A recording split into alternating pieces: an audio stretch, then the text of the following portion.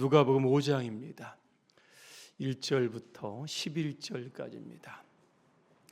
우리 1절의 말씀부터 함께 합독하겠습니다.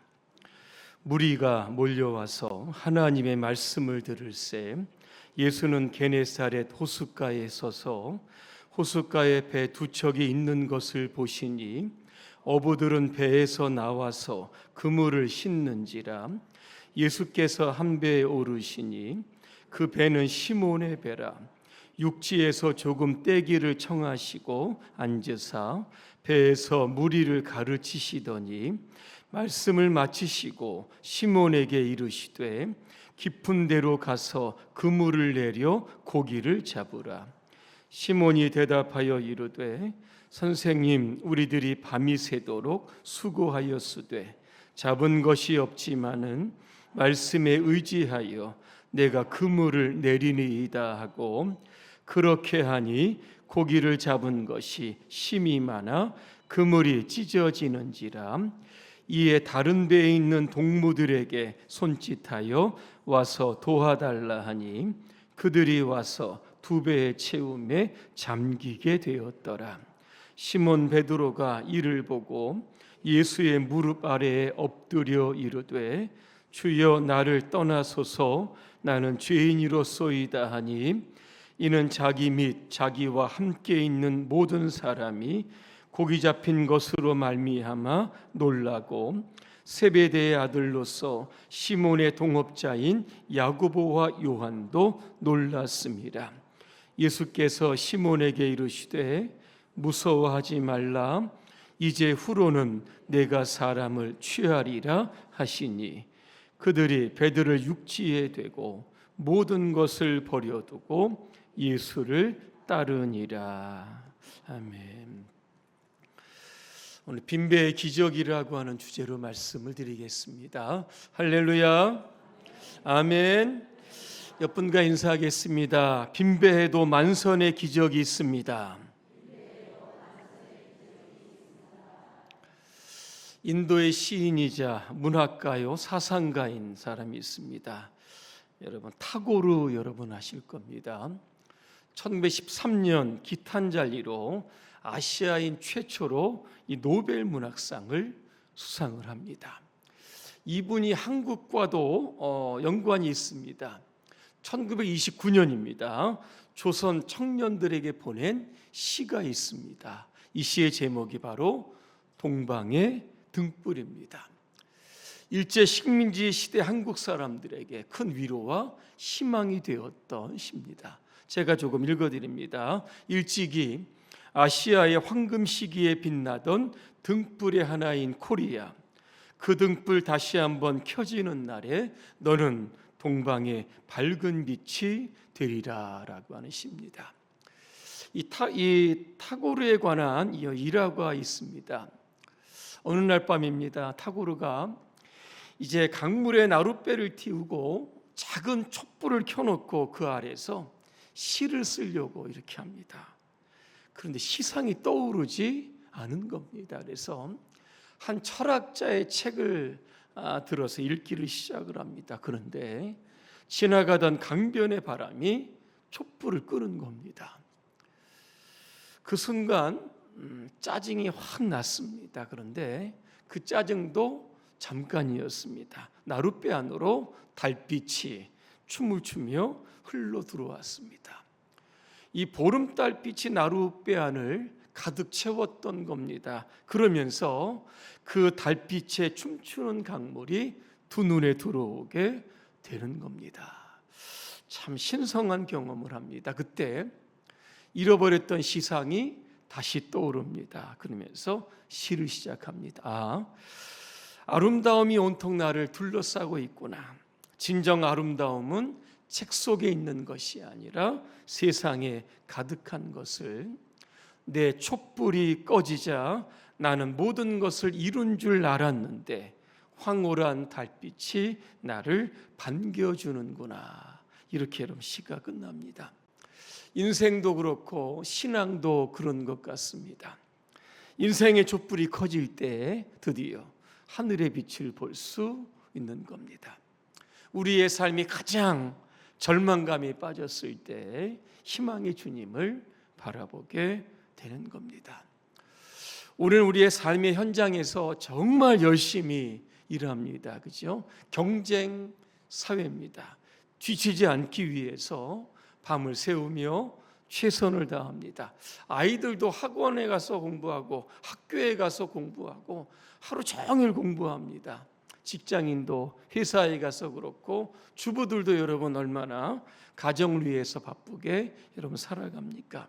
하지만 우리가 수고한 만큼의 보상과 대가가 따르지 않을 때가 있다는 겁니다.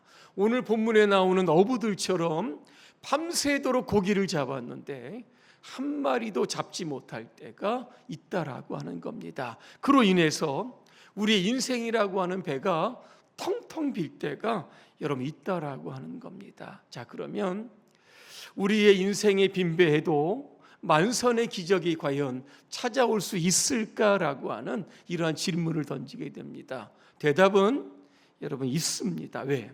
주님은 풍성한 기적을 가지고 저와 여러분의 삶의 현장으로 찾아가시기 때문에 그런 겁니다. 오늘 예수님 게네사렛 호숫가에서 말씀을 전하시죠. 이 게네사렛은 갈릴리 호수의 다른 말입니다. 호숫가에 두 개의 배가 여러분 있습니다. 어부들이 뭐 합니까? 그물을 싣고 있었다는 겁니다. 지난밤의 조업이 끝났다라고 하는 겁니다. 그런데 이 호숫가의 분위기를 보니까 조금 침울합니다. 허탈하지요? 마치 장례식 분위기 같습니다. 왜? 지난밤 고기 한 마리도 잡지 못했기 때문에 그런 겁니다. 몸과 마음이 완전히 여러분 지쳐 내립니다. 오늘 우리의 삶에도 그럴 때가 있습니다. 큰 기대, 큰 희망, 큰 성공을 가지고 최선을 다했지만 돌아보니 손에 쥐어지는 것이 아무것도 없을 때가 있다라고 하는 겁니다. 이 상황에서 예수님은 한 배에 오르십니다. 누구의 배입니까? 시몬의 배입니다. 시몬이 누굽니까? 베드로입니다. 나중에 이 시몬은 예수님의 12 제자 중에 수제자가 된 바로 여러분 시몬입니다. 예수님 시몬에게 말씀하시죠. 배를 좀 육지에서 조금 떼어라. 그리고 시몬의 배를 오늘 강대상으로 삼아서 설교를 하고 계시는 겁니다. 제가 이 대목에서 한번 질문하겠습니다. 예수님은 시몬의 배에서 어떤 본문과 어떤 설교의 제목으로 설교하셨을까? 질문합니다. 이거 맞추신 분은 제가 인터불고에서 식사 대접하도록 하겠습니다. 맞춰보시죠. 아마 정답은 절대로 못 알아맞추실 겁니다. 왠지 아십니까? 성경에 나오지 않습니다. 그래서 제가 만약에 제가 시몬의 배에 이렇게 있었다고 하면 나는 어떤 본문과 제목으로 설교했을까 고민하다가 제가 제목과 본문을 찾았습니다. 열왕기하 4장 1절과 7절입니다. 제목이 뭐냐면 빈 그릇에 기름이 채워지는 기적, 이런 주제입니다. 자, 내용을 소개해드리면 이겁니다. 엘리사 제자들 가운데 남편을 잃은 한 여인이 엘리사를 찾아와 호소를 하는 겁니다. 선생님, 제 남편이 죽었습니다. 제 남편이 신학생입니다. 얼마나 열심히 하나님을 섬겼는데 우리를 남겨놓고 일찍 갔습니다. 신학생이 가난해서 공부한다고 또 대출을 좀 빌린 것 같은데 그 돈도 갚지 못하고 죽었습니다. 지금 죽은 남편에게 돈을 빌려준 사람들이 와서 두 아들을 종으로 데려가려고 하는데 이거 어떻게 쓰면 좋겠습니까? 그죠? 울며 호소를 여러분 하는 겁니다. 엘리사가 그때 이런 말을 합니다. 내 집에 뭐가 있느냐 그랬더니요, 이 여인이요, 집에 기름 한 병밖에 없습니다. 이렇게 대답을 합니다. 참 지독한 가난이죠. 엘리사가 말합니다. 밖에 나가서 이웃 사람들의 집에 가서 빈 그릇을 빌려오되 많이 빌려와라, 이렇게 이야기를 합니다. 그리고 두 아들과 집에 들어가서 한 병의 기름병이죠. 이 기름병을 빈 그릇에다가 계속 이렇게 부으라고 했습니다. 엄마가 묻자 아들들에게 빈 그릇 없냐 그랬더니 없는데요. 그런 순간에 기름이 딱 그쳐지게 됩니다. 이 사실을 엘리사에게 이야기합니다. 엘리사가 이렇게 이야기합니다. 이 기름을 팔아 빚을 갚고 그 나머지는 생활비로 써라. 이렇게 여러분 이야기합니다. 오늘 이 여인의 삶이 마치 빈벼와 같습니다. 그죠? 남은 것 딱 참기름인지 콩기름인지 모르겠지만 딱 한 병입니다. 한 병의 기름으로 며칠을 살 수 있을까? 당시 기름은요, 등불을 켜는 기름을 넣어야 불이 켜지고요. 또 하나 음식 만들 때 사용하는 게 여러분 기름입니다.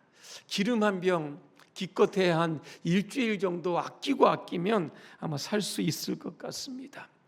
하지만 하나님은 이 엘리사를 통해서 이 여인의 텅 빈 삶에 기적을 베풀어 주시는 겁니다. 여러분, 빈 그릇이 무엇일까? 하나님이 역사하시고 기적을 베푸시는 여백과 공간을 뜻하고 여러분 있는 겁니다. 조금 빌려오지 말고 많이 빌려와라. 무슨 뜻입니까? 하나님의 기적을 제한하지 말라라고 하는 뜻이 담겨져 있습니다. 저는 이 장면을 이렇게 들여다보면서 이 베세다 들판에서 오병이어의 기적이 갑자기 여러분 생각이 납니다. 베세다 들판, 주님의 말씀을 듣기 위해서 수많은 사람들이 모입니다. 당시 학자들은 1만 명 정도가 모였다고 합니다. 그죠? 근데 먹을 것이 없습니다. 줄 것이 없죠. 빌립에게 이렇게 얘기합니다. 우리가 얼마가 있어야 이 사람들을 먹일 수 있겠느냐 그랬더니 똑똑한 빌립이 이렇게 이야기합니다. 이 사람들에게 아주 조금씩 먹일지라도 떡 200데나리온이 있을지라도 부족합니다. 이렇게 이야기를 합니다. 한 데나리온, 당시 하루의 노동자의 싹이었다고 합니다. 요즘으로 환산을 하면 한 데나리온, 노동자 일당이 한 10만 원 된다고 하면 200데나리온 얼마입니까? 2천만 원입니다. 예수님, 2천 갖고도 안 됩니다. 그냥 돌려보내시지 왜 무리하게 이 사람들을 먹이려고 합니까? 빌립에는 부정적인 대답이 여러분 들어있는 겁니다. 그때 예수님 뭐 하십니까? 오병이어죠. 보리떡 5개, 물고기 2마리를 가지시고 사람들을 다 잔디에 앉힙니다. 제자들에게 가서 나누어 줘라 그랬습니다. 그죠? 한 병의 기름이 빈 그릇을 채울 때까지요 마르지 않은 것처럼 오병이어도 똑같은 주님의 기적이 나타났다는 겁니다. 장정만 5천 명 먹었다. 나머지 사람까지 하면 여자 어린이 하면 1만 명이 먹었다는 겁니다. 그리고 나서 12바구니가 남았다. 이렇게 오병이어의 기적은 여러분 마치는 겁니다. 주님이 원하시면 언제든지 어느 때든지 기적을 통해서 우리의 삶에 필요를 공급해 주신다라고 하는 겁니다. 예수님 말씀하시죠. 시몬에게 깊은 데로 가서 그물을 내려 고기를 잡으라 그랬습니다. 제가 시몬이라고 하면 주님 말씀하셨을 때 과연 제가 예하고 아멘하고 깊은 데로 그죠? 배를 끌고 다시 노를 저으며 나갈 수 있었을까를 한번 생각해 보았습니다. 저는 못했을지도 모릅니다. 왜? 지금 새벽 시간이죠. 갈릴리 바다는 고기를 언제 잡습니까? 밤 10시부터 새벽 4시까지 잡는 겁니다. 지금 배를 끌고 나가도 허탕칠 가능성 100%죠. 왜? 물고기는 낮에는 바다 깊숙이 내려가기 때문에 지금 가도 잡을 수 없는 상황이었다라고 하는 겁니다. 근데 오늘 시몬은 뭐라고 대답합니까? 제가 5절을요 3번역으로 한번 읽어드리겠습니다. 선생님, 우리가 밤새도록 애를 썼으나 아무것도 잡지 못했습니다. 그러나 선생님의 말씀을 따라 그물을 내리겠습니다. 여러분 보니까 그러나가 여러분 나옵니다. 그러나는 앞선 내용과는 반대되거나 대조되는 내용을 연결할 때 사용하는 이 접속 여러분 부사입니다. 그러면 시몬의 그러나는 어떤 의미가 있을까? 이겁니다. 시몬의 그러나는 내 지식과 경험을 내려놓겠다는 겁니다. 내 어부의 그 자존심마저 내려놓고 주님 말씀대로 내가 순종하겠다는 겁니다. 시몬의 그러나는 인간적인 상식, 판단 내려놓겠다는 겁니다. 낮에 배를 끌고 가서 고기 한 마리도 못 잡을지언정, 그죠? 내 생각, 판단 내려놓고 내가 주님 말씀에 순종하겠다는 겁니다. 오늘 시몬의 그러나는 내 체력의 한계가 다 왔는데 다 고갈이 됐다는 겁니다. 그래도 마지막 힘을 좀 짜내서 용기를 내어서 다시 바다로 나가게, 이게 바로 그러나라고 하는 뜻입니다. 오늘 여러분의 삶에도 주의 말씀이 던져질 때 그러나 이렇게 한번 사용해 보시기를 바랍니다. 우리의 경험, 지식, 판단, 계산된 여러분 다 내려놓고 제가 주님 말씀에 순종하겠습니다. 이렇게 결단하시기를 주님의 이름으로 축복합니다. 주님은 시몬에게 깊은 데로 가라 그랬습니다. 여러분, 깊은 데가 어디일까? 제가 설교를 준비하면서 많은 고민이 됐습니다. 깊은 곳은 인간의 한계와 절망을 뜻하는 자리입니다. 하지만 그곳에서 하나님의 능력과 구원을 경험하는 자리가 바로 이 깊은 곳입니다. 예를 들어 보겠습니다. 구약 성경에 보면 요나 선지자가 나옵니다. 니느웨에 가서 복음 전하라고 했더니 어디로 갑니까? 반대 방향인 다시스로 갑니다. 배에 큰 풍랑이 일어나죠. 풍랑 만난 원인, 요나 제비 뽑았다 걸립니다. 선원들이 요나를 바다에 던지게 됩니다. 그때 하나님 큰 물고기를 준비하셔서 요나를 삼킵니다. 여러분이 지금 요나의 뱃속에 있다고 생각해 보시길 바랍니다. 이 물고기가 여러분 가만히 있습니까? 네, 온 바다를 휘젓고 다닐 겁니다. 그죠? 성경에 보니까 바다 깊은 곳까지 이 물고기가 내려갔다, 이런 표현이 나옵니다. 바다 밑바닥까지 여러분 내려간 겁니다. 깊은 바닷속은 지리적인 거리, 깊이를 뜻하는 것이 여러분 아닙니다. 절망이죠. 죽음입니다. 하나님의 심판 속에 완전히 고립되어 있는 자신의 모습을 발견할 수 있다는 겁니다. 요나의 깊은 곳은 어디일까? 자신의 고집을 이제 버리고 하나님께 완전히 굴복해서 내가 니느웨로 가겠습니다. 그죠? 이렇게 말하는 여러분 결단의 여러분 자리라고 하는 겁니다. 구약에 보니까 여러분 시편이 나오죠.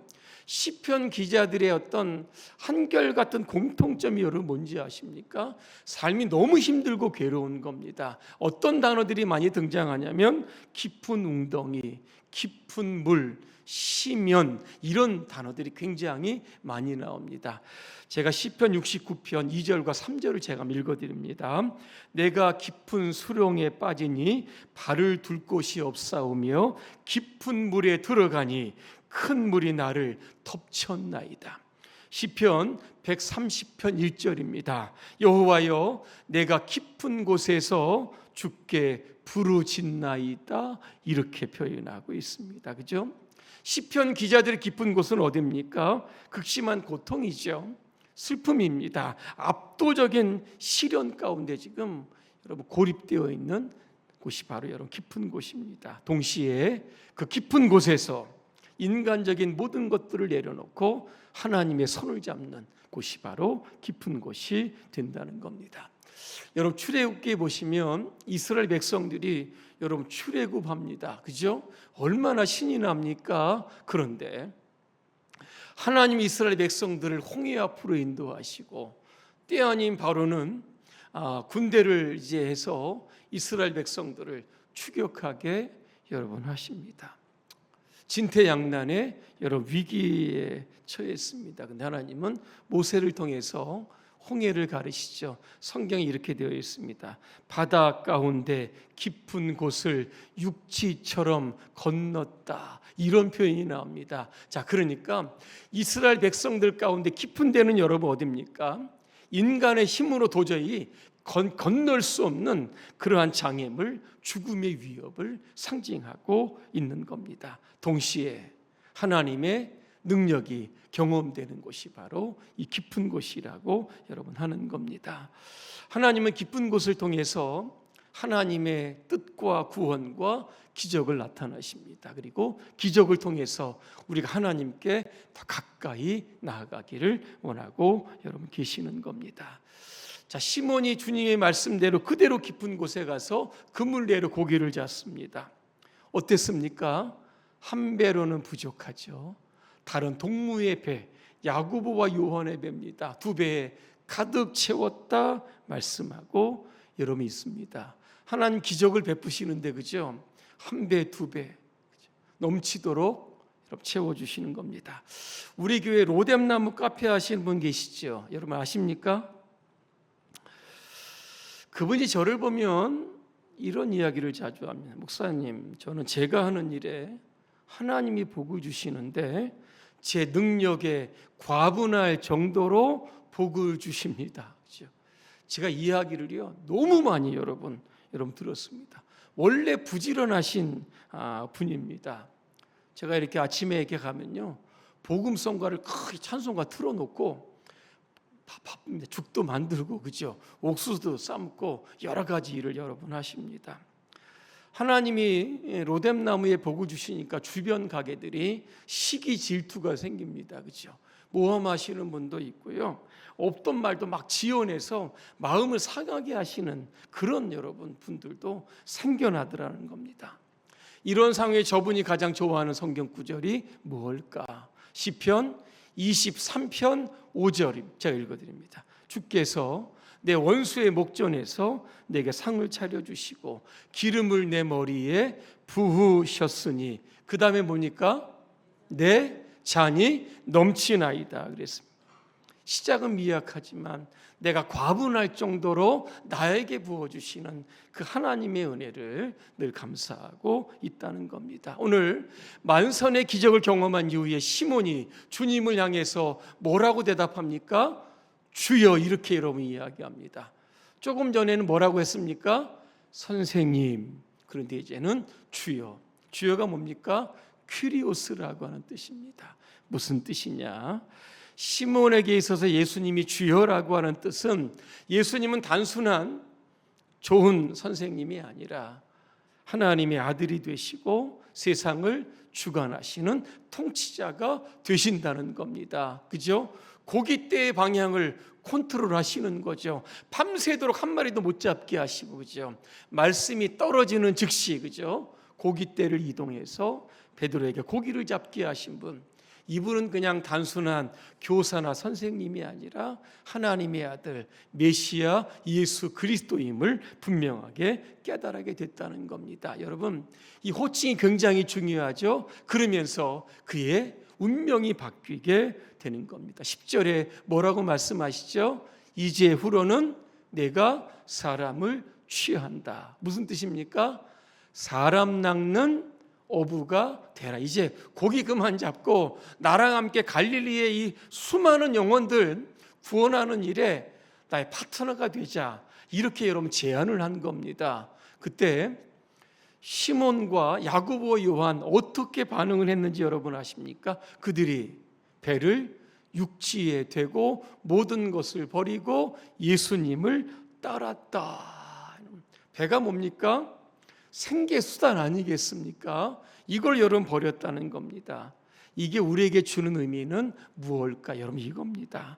우리가 예수님을 따라가기 위해서 내려놓아야 되고 버려야 할 것이 무엇인가? 그 장애물이 무엇인가를 한번 말씀하고 계시는 겁니다. 또 하나 모든 것을 버렸다는 겁니다. 그죠? 무슨 의미일까? 예수님을 중심으로 삶을 재편했다라고 하는 것입니다. 주님이 먼저고 그 다음에 가족도 되고 성공도 되고 그죠? 이렇게 순위를 여러분 매기게 되었다라고 하는 겁니다. 오늘도 저와 여러분의 삶의 현장의 주님은 찾아오시죠. 기적보다 더 중요한 것은 그죠? 우리가 주님의 동업자가 되어서 하나님 나라 확장하는 일에 귀하게 쓰임 받는 일인 줄로 여러분 믿습니다.